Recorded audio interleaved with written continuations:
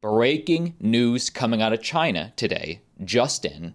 China's central television network just broadcast the news that Hong Kong is allowing retail investors to buy Bitcoin. China is quietly allowing it again. Here is that clip. 来关注加密货币交易的最新消息。香港证监会今天宣布。 Obviously, this is in a different language. It has been translated. Let me play the clip and read you the translation. Starting from June 1st, 2023, guidelines for operators of virtual asset trading platforms will officially take effect, meaning that rules for crypto exchanges to operate in China will take effect. Operators who are currently or planning to provide services related to virtual asset trading in Hong Kong must apply for a license from the Hong Kong Securities and Futures Commission. So you can't just come in for free. You got to register. You got to tell the government you're going to be there.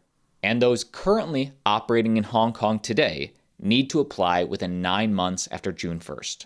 They can continue to operate in Hong Kong after approval, and operators who do not intend to apply for a license should start to orderly end their operations in Hong Kong. And although it was emphasized that the relevant system will take effect on June 1st this year, the Hong Kong Securities and Futures Commission has not yet approved any virtual asset trading platform to provide the services to retail investors. And most of the virtual asset trading platforms accessible to the public are not regulated by the Hong Kong Securities and Futures Commission. Wow. So just like in America, how we're seeing the CFTC fight the SEC, different regulators saying different things. They're saying that we're not saying these assets aren't securities. We're just saying, if you want to register, come on in, it's fine with us. In a direct quote from CZ of Binance, he said, CCTV, China Central Television, just broadcasted crypto. It's a big deal. The Chinese-speaking communities are buzzing.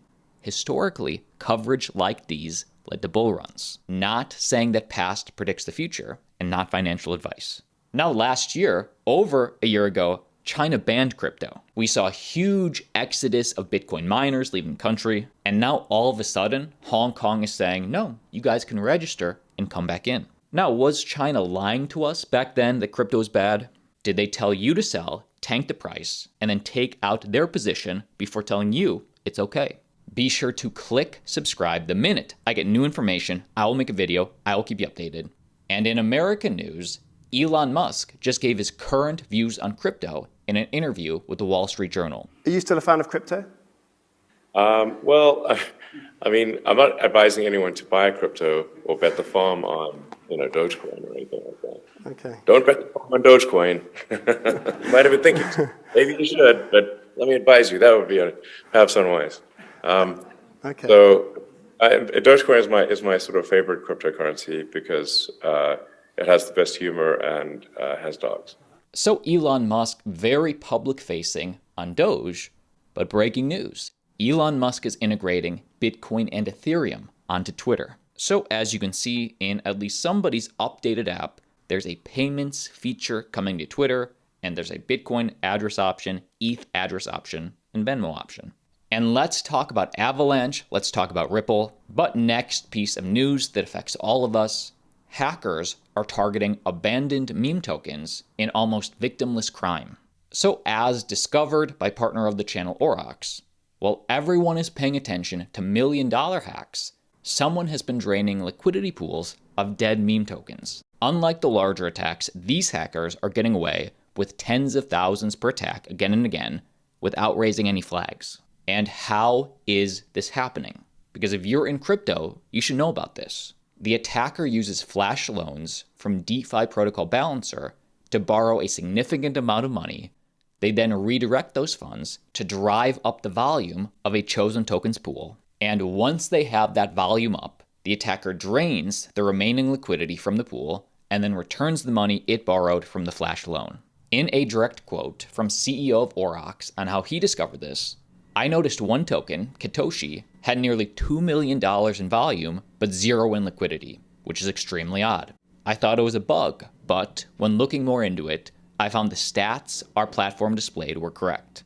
And most other crypto wallets don't have this functionality. they don't have these visuals where you can see right in the wallet extension. In fact, just to show you how to access that pro mode in Aurox so you can check the data of these different tokens. As you can see, the main homepage, a much more customizable, visually better experience than a MetaMask, for example. And zooming into the URL, you can see Pro Mode. It's a built-in, decentralized, locally hosted terminal that provides data across 5 major blockchains. You can also pull up portfolios from other addresses, for example, Vitalik's address. These are the transactions in Vitalik's wallet across 5 different blockchains and all the information about those transactions. This is the price history for Vitalik's portfolio. And by the way, if you ever wanted to go to an individual token, get data for specific tokens, Aurox also has that functionality where you can view tokens charts, prices, trades, etc. Also, unlike TradingView, which makes you pay if you want to use more than 3 indicators at once, this is free, this is for everybody, accessible to everybody. And finally, this is how that hacker was discovered. Because of the visuals, you can see volume versus liquidity.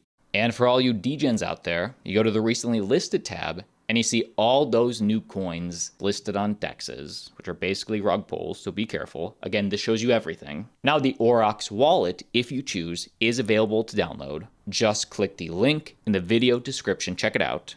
Now they are partners of the channel, so we do have early access to the pro mode. It is coming very, very soon. So click the link, check it out, link down below.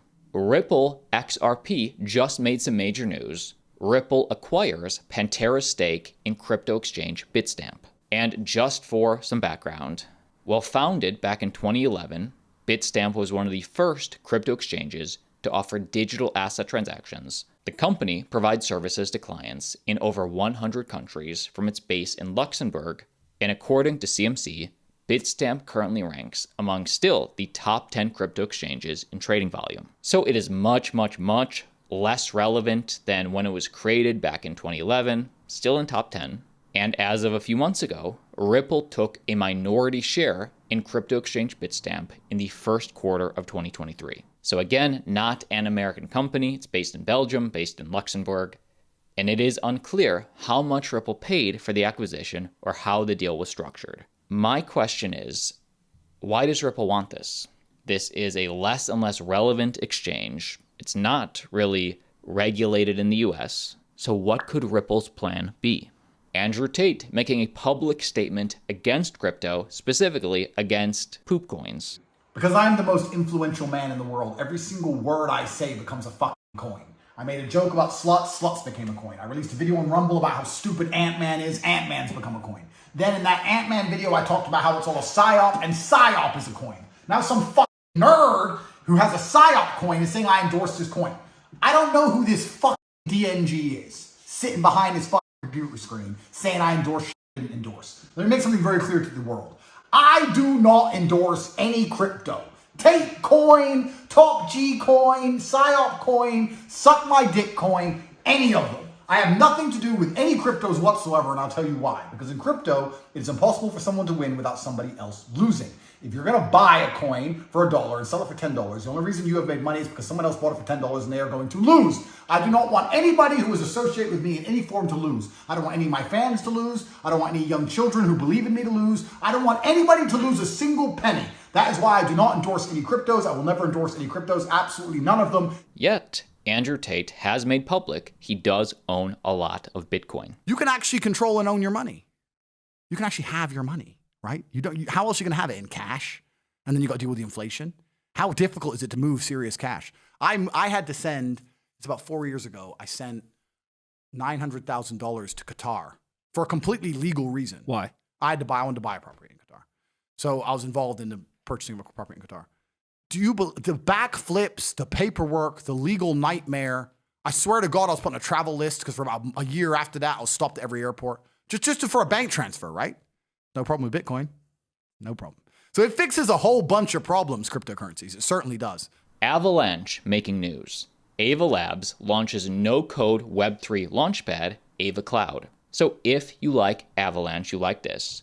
Ava Labs, being the company behind Layer 1 blockchain Avalanche, is launching Ava Cloud, a Web3 launchpad that helps businesses build no-code, fully managed blockchain ecosystems. And how is this launchpad different? Well, the Ava Cloud product has 4 main components: an automated blockchain builder, managed validators, comprehensive data tools, and chain interoperability. So while I can only assume all these new tokens will be launched on the AVAX blockchain, it's cool to see that they still will be interoperable with other chains. That is the video. My name's Austin. Like always, see you tomorrow.